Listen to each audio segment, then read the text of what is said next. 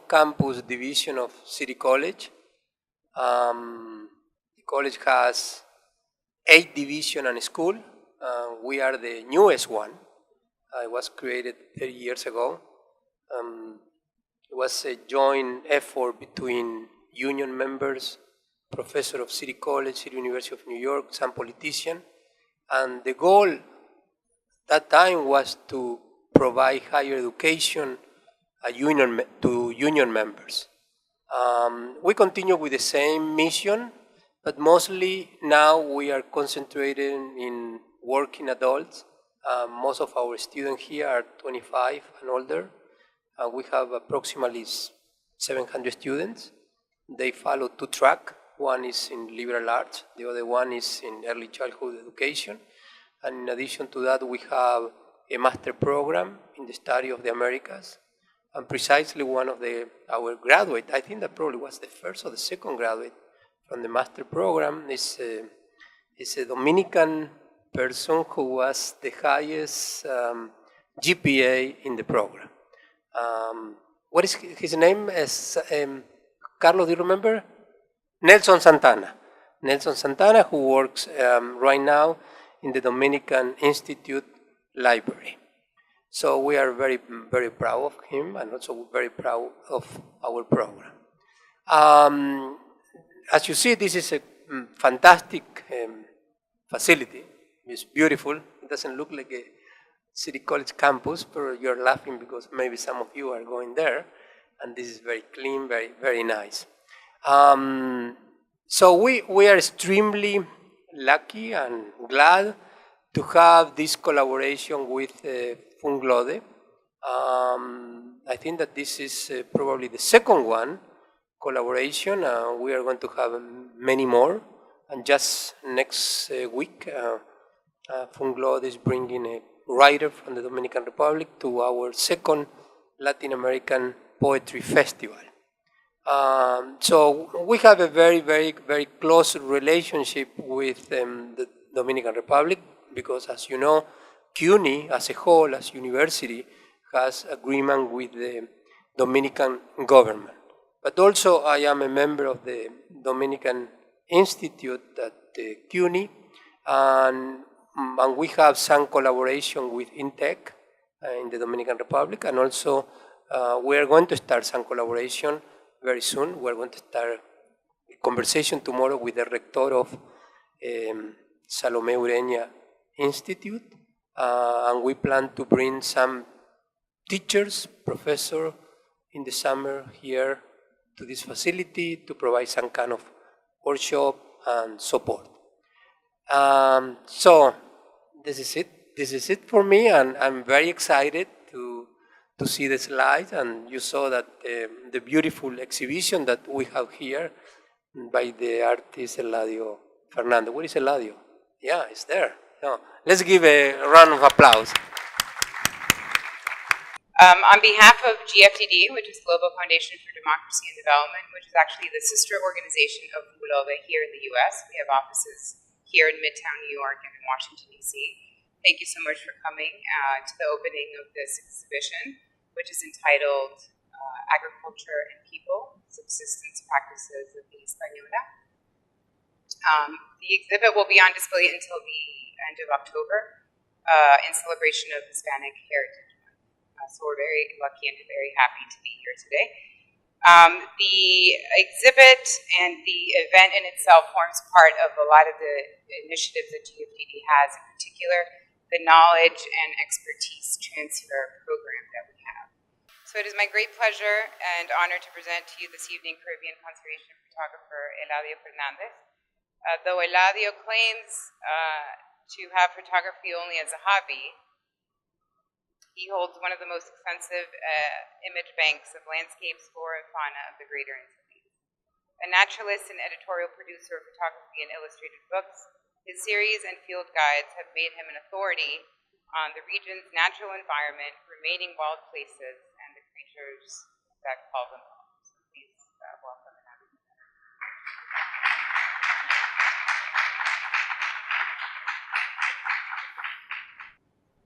Thank you, Emmy. You made me sound very important.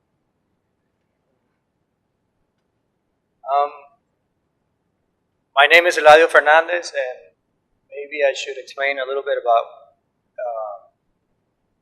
what my regular job is or work entails. I'm a conservation photographer. For those who don't know what a conservation photographer is, basically, my work is to photograph everything that's flora and fauna and landscape, the last remaining natural landscapes of the Caribbean. And it started in 2007, and I've done a series of publications since. Anything from reptiles, plants, orchids, butterflies, birds. All this mostly in Dominican Republic, Haiti, Cuba, Jamaica.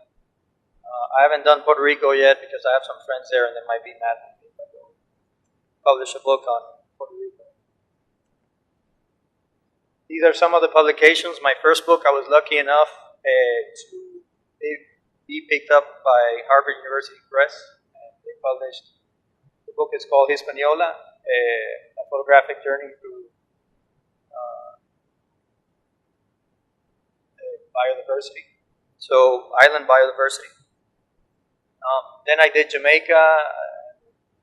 One of my last books is Legado de Vida, the National Parks of the Dominican Republic. In collaboration with Yolanda Leon, Ricardo Briones, and Jose Alejandro Alvarez, were fellow, one is biologists, the other ones are photographers. I also had the pleasure to participate in the putting together of this field guide on the birds of the Dominican Republic and Haiti. So this is basically what I do. And in 2011, I was commissioned photographic work for a sugar milling company and came in contact with agriculture and its people as a subject.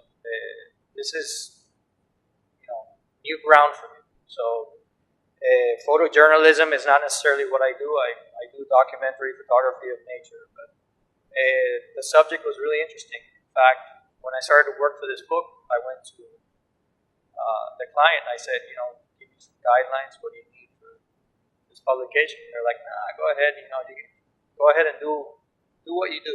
So I went out there and I said, okay, there's not a good photography book on sugarcane, on the process of planting the actual cane all the way to get a little sugar next to your coffee cup. So something that records the whole process. In fact, if you ask anybody in the Dominican Republic where sugar comes from, they know it comes from cane, but they don't know all that it entails in between. So I worked for a few months, and when I presented what I had to them, they were like, okay, it's very nice, but that's something else. So the material you're going to see today is basically hasn't been seen before. So, to start, agriculture and its people.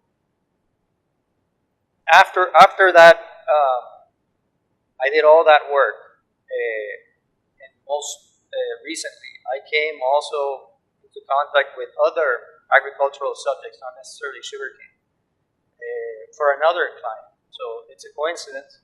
And you'll see some of that at the end of the presentation. But I wanted to show you and use sugarcane as an example. It's a little cliche, Dominican Republic, sugarcane, Caribbean. But it is where I have most of the material that shows all the processes and all the people involved in agricultural practices. This slide that you see here is basically an aerial shot of 3 mango trees and a sugarcane plantation. As you can see, the sugarcane is preferably planted on flat terrain, but some hilly terrain is also used. This is an example of the kind of scenery. It's very monotonous, to use a word to describe it. It was very hard as a photography subject to basically try to make a lot of material from something that looks, kilometers and kilometers, vast extents of something that looks exactly the same. So how is sugarcane? Where does it come from? This is what they call seed. You see, they plow the fields and they'll cut from the best variety of cane. They'll cut pieces, the cane, long cane in small pieces, and they'll throw them on the ditches and then cover them up, and then get the cane growing. This is sugarcane when it's flowering. It usually happens in the month of December. Makes for a wonderful photograph, but any sugarcane grower will tell you that the flower kind of drains nutrients from the actual cane, so this is not something that they prefer, but it makes for a nice photograph. So, the process is filled with these characters, the cutters, braceros. Dominican Republic, a lot of the braceros or the cutters are from Haitian descent. When I started this work, obviously my idea was to basically record or be a witness with a camera to everything that was going on around me. There's no intent of denouncing any injustices or anything like that. Agriculture is a very difficult job, as I came to learn.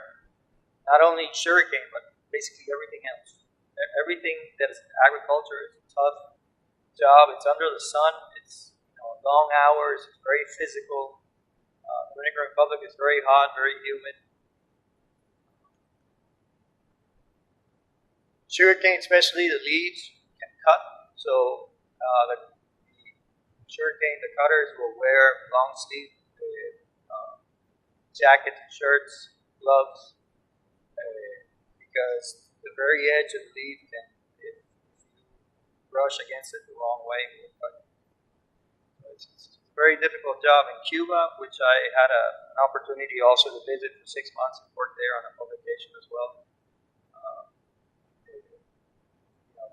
It's difficult cutting sugarcane, whether it's in the Dominican Republic or in Cuba. It's very difficult. That's some of the tools they use, a machete with a broken off tip. This is something I happened upon, and I thought it was interesting. This is one of the cutters. He's got 6 fingers. It's a genetic abnormality, but it was interesting. And we call it sugarcane.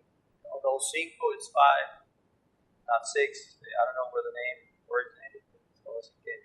And they attribute to these people magical powers in the Batey. Batey is a small little township in the sugarcane field where a lot of the workers live. And, Chicanos have special magical powers. These are the cutters, the braceros, working. There's a certain,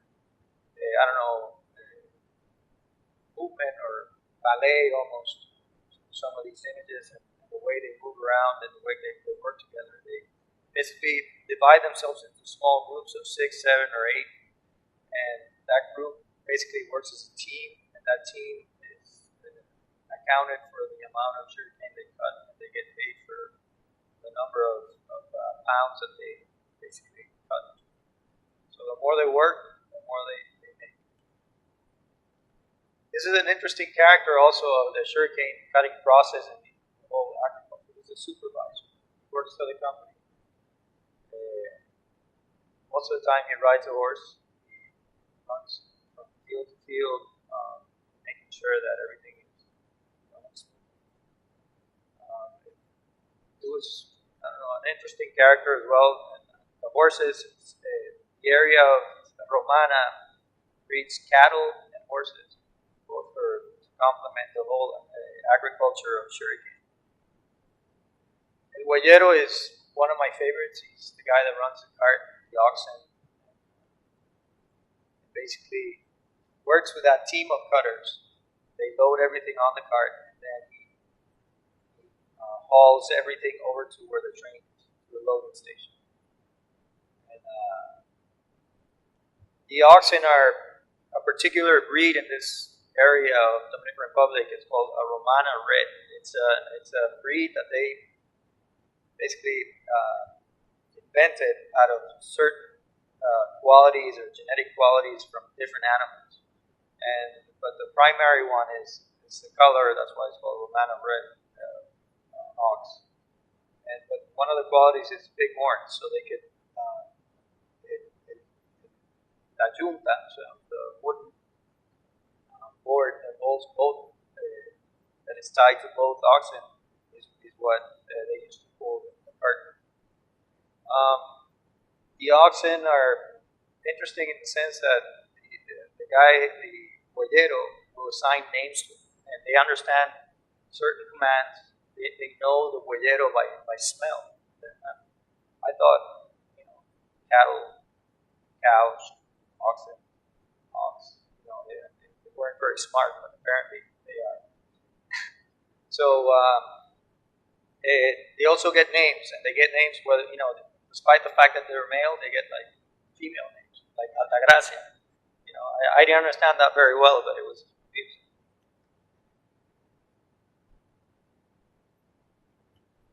At the end of the day, they will basically nail this stake on the ground and tie each ox to one of these stakes.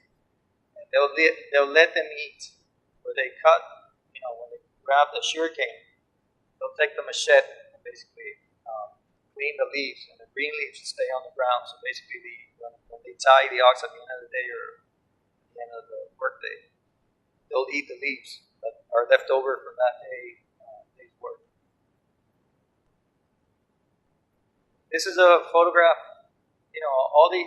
There's movement. There's people, walking by me, and I've done landscape for panoramic photographs before, but in this case, instead of like taking the camera and pointing and then staying still and doing several shots and then using a Photoshop or any other software to unify and make one long image, I stood still and I let the cart walk by, and I just took one picture after the other, and then combined them. I didn't mind that they were not neatly fused. It didn't bother me. In fact, they show a little bit of the movement and what he does. He's walking back and forth as the cart is being moved.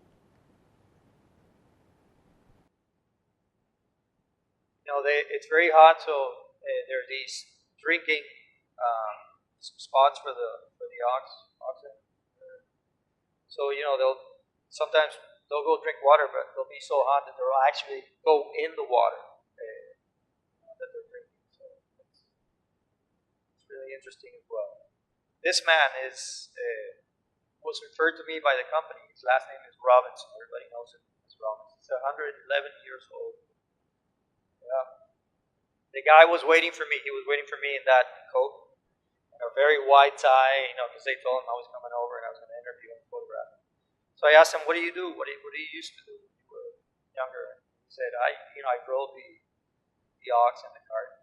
So I said, "Well, let's get in my car. Let's go over there and take a picture of you with they use that long stick. It has a little nail at the very tip, and besides using commands, verbal commands for the oxen, whistles, and they'll tap him, and sometimes if the ox misbehaves, they'll tap him a little bit with the nail. It doesn't hurt him. The skin is very thick, but they know their behavior. But Robinson came from the Lesser Antilles. In fact, he's English speaking, and obviously he speaks now Spanish. But the guy was a treasure of stories.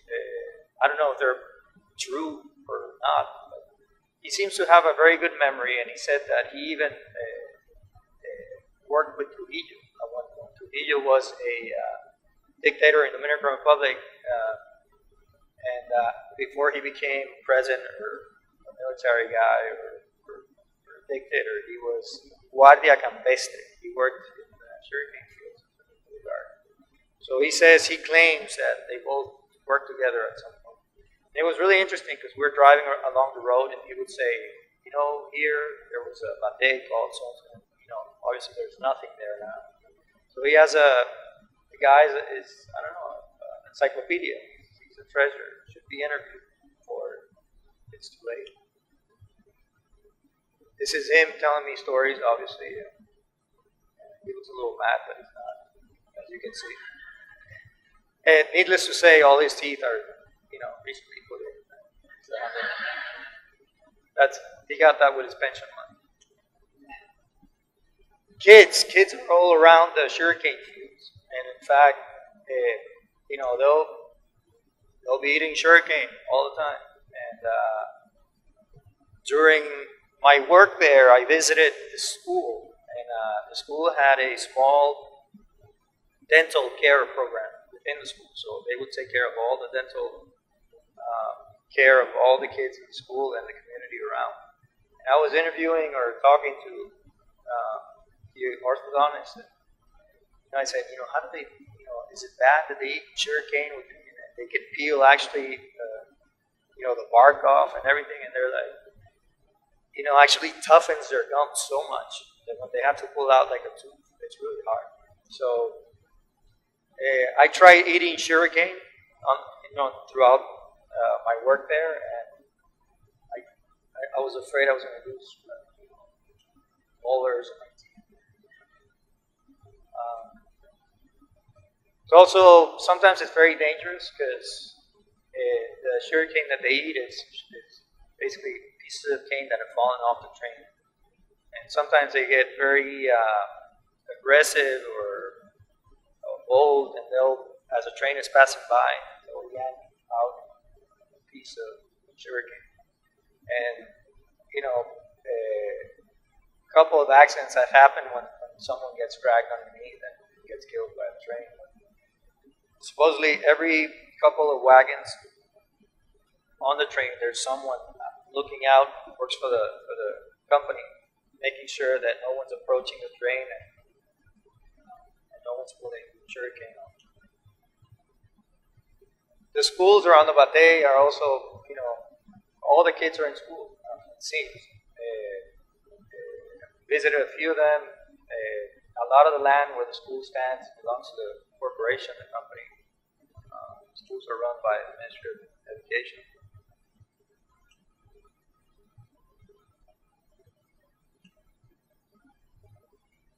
So then the sugarcane gets cut, loaded onto the carts and oxen, and they bring them to what's called the loading station. Estación de carga. If you don't know what a loading station is, you've been driving around the Dominican Republic between Higüey, La Romana, La Cana, you might have seen a few of these. So it's basically train tracks, and you have this little hut next to it with some machinery and a little crane next to it. So all the carts come in. Sugarcane cutting is in the process of becoming technified. So this is the way it was done before. Carts were pulled by the ox and loaded onto the train wagons, and now it's like this, pulled by tractors. Slowly but surely, all that interaction of humans and sugarcane is being lost. Central Romana, which is where these pictures were taken, still supports a lot of Haitian migrants that come to work there. Most of the other sugarcane companies have slowly been doing away with using workers. And they're basically using automatic cutters, automatic loaders, pulling everything with tractors. So when the carts come in, this guy has a steel rod and kind of pulls a chain underneath the stack of sugarcane, and he lets the chain hanging, and this is what they're going to do. They're going to pull up on the train, basically the cart load onto the train wagon. This guy looks a little old, maybe, to be working, but you get everything. As I said at the beginning, I'm just a witness to the reality that is in the Dominican Republic. I'm not, I don't judge whether it's good or bad, or someone is too old to be working or too young to be working. People have needs, or this guy could probably be bored at home, or he has a need, necessity to feed his family. who knows? I mean, it's a different story, and for everybody involved in agriculture. Once he's done tying the chains around the cart to load on the stack of sugarcane onto the wagon, he'll go to this machine. And this is really interesting because there's a whole dancing process involved. I mean, he's using his feet to move the lever, the hands, and everything. And I thought it was this particular one. And maybe, you know, the other machines at the other stations are different. But no, you know, you get the same thing, everybody working two levers at the same time and trying to look. It's very manual, very not technical at all. This is a photograph of just early morning shot of the yacht next to the train. And then, although this gets a little bit off our subject, which is how you get the industrial process of sugarcane, I've left a whole bunch of images out. Basically, the wagons, the trains arrive in the mill, and this guy is hooking them up to a platform which flips over. And yeah, I thought it was interesting as well because I didn't know how they get the sugar off the wagons. But basically, they release these latches off the side of the wagon and they put them on this platform that flips. And the sugarcane comes unloaded in this pit that has a belt, and it moves the sugarcane then into the mill. So once the whole industrial process of sugar is done, this is brown sugar. It's like a sand dune, and it's huge. It's a huge warehouse. They move it around with tractors. But refined sugar goes in bags, and they stack them up very high. There's warehouses loaded with a lot of the refined sugar. Ships come in, they take the sugar away, and it's exported. So this was to give you an idea of the type of work and relationship between people and agriculture. As I said before, I'm working currently by coincidence, on another project that has to do with agriculture.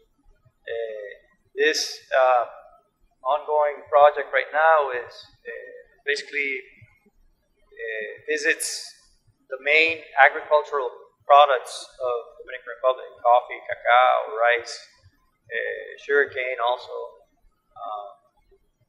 But in the process, it's been really interesting because there are, you find all kinds of things. It's been a learning experience for me that come from conservation photography to this more or less documentation of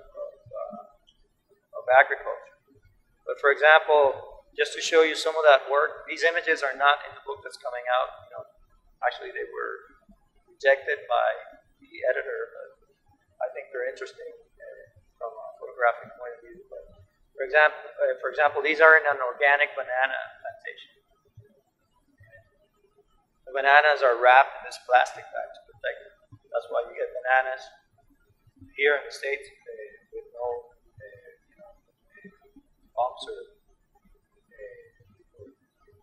good shape. Basically, green bananas that turn yellow by applying room temperature and sometimes some gases to it. But they have a pulley system throughout the banana plantation, and they'll hook up 30 racimos would be what?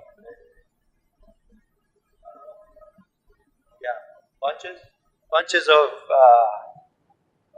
bananas. Each bunch has maybe 8, 9, 10, 11 hands of bananas on it, and so the guy has to pull 30 of them right in the middle of the day. It's the hottest.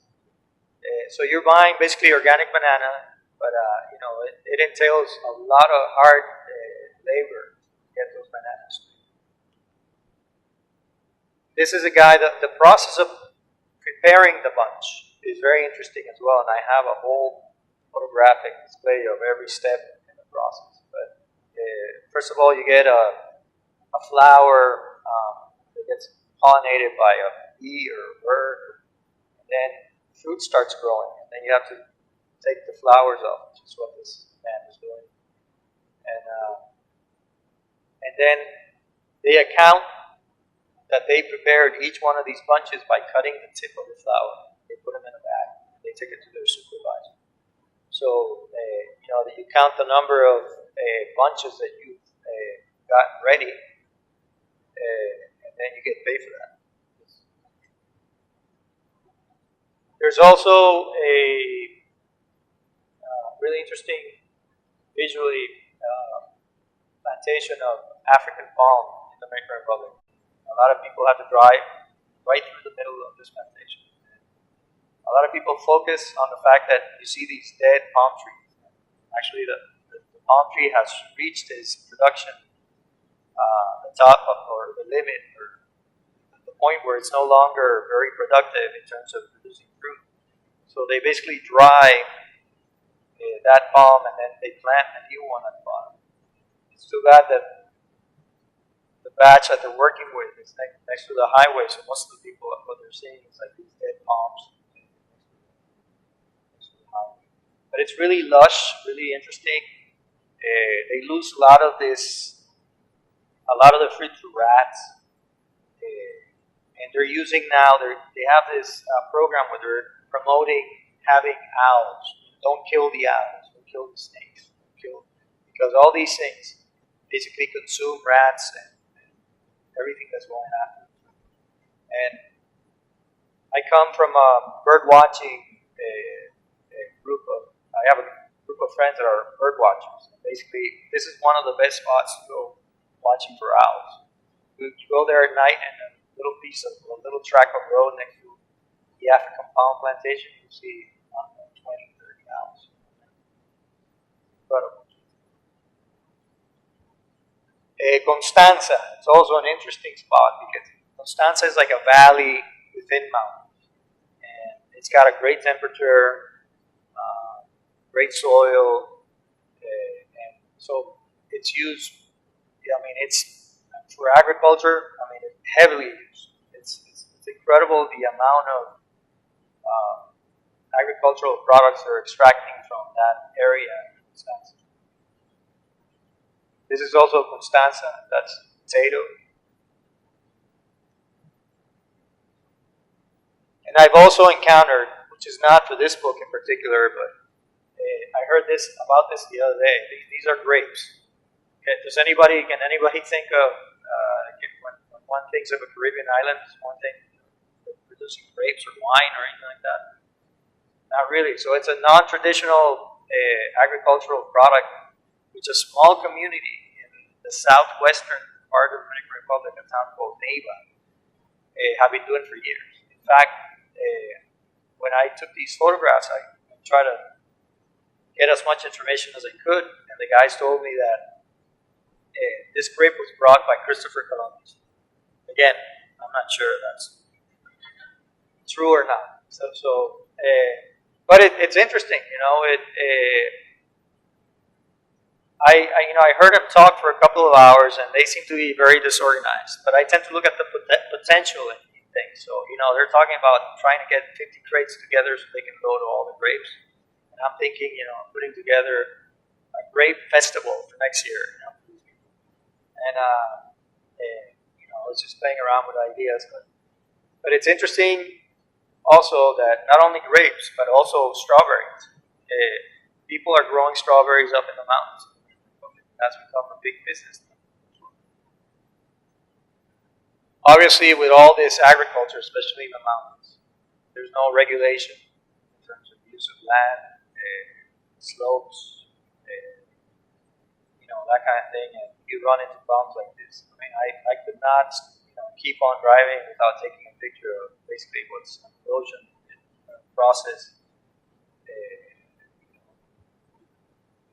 very difficult. I mean, the trees that you see in the back are pine trees, and everything has been cleared. All the mountain slopes around the area. I mean, if you drove by a creek and the creek is full of it's all brown with topsoil going in it. I mean, it's a very bad environmental situation. It's all because of no regulation. And maybe this is something that I will explore further in the future.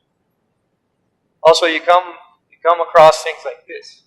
There's a mechanics involved in certain aspects of agriculture, the way people relate to agriculture. And this is a mated species of horse, if you would. That horse maybe weighs, I don't know, it's not very big, it maybe weighs 650 pounds or 700 pounds. Each bag of rice that the rice cutter in the background, kind of rolls out, weighs 200 pounds. So 2 bags of rice on that horse is 400 pounds, so that's like 60 or 65 or even 70% of the weight of that horse. And on top of it is a kid. He might be in his teens, maybe early teens. He's working with these guys. They're loading rice on horses. So, you would think there are 2 aspects here, whether animal cruelty is one, whether you're hiring children to work. But it's a reality. It's a mechanics. I mean, if you put a grown man on top of this animal, it's even worse. So you need to hire someone light to do this hauling off of the rice. I'm not justifying child labor or anything like that, but maybe this guy went to school in the morning and is making a couple of bucks to bring home and buy school books or whatever, even food. Need is an immediate, it's on an immediate basis with people that live off agriculture. I mean, you don't basically know where you're getting your food from on a daily basis. So, any source of income is obviously very important. Also, there are tons of patterns from an artistic point of view in agriculture, from a photography point of view. These are greenhouses. They're obviously they're made from wood from around the area, and they're being used more and more. It's more common to see these around the area of Wisconsin, and it basically provides a stable environment free of pests. In fact, when you go into one of these, you have to step in iodine. Make sure you're not bringing in any diseases into the greenhouse. And like I said, patterns in agriculture. I mean, these are cabbages. They grow up in the area of Wisconsin. They make for wonderful photographic subjects. I intend to explore those even more in the future.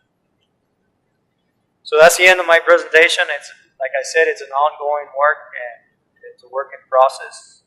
It's a learning experience for me. I'm basically, I left aside what I used to know, which was conservation photography, for something that interests me more for now. So if you have any questions, I'd like to thank GFDD and for hosting my work in this presentation. Thank you very much.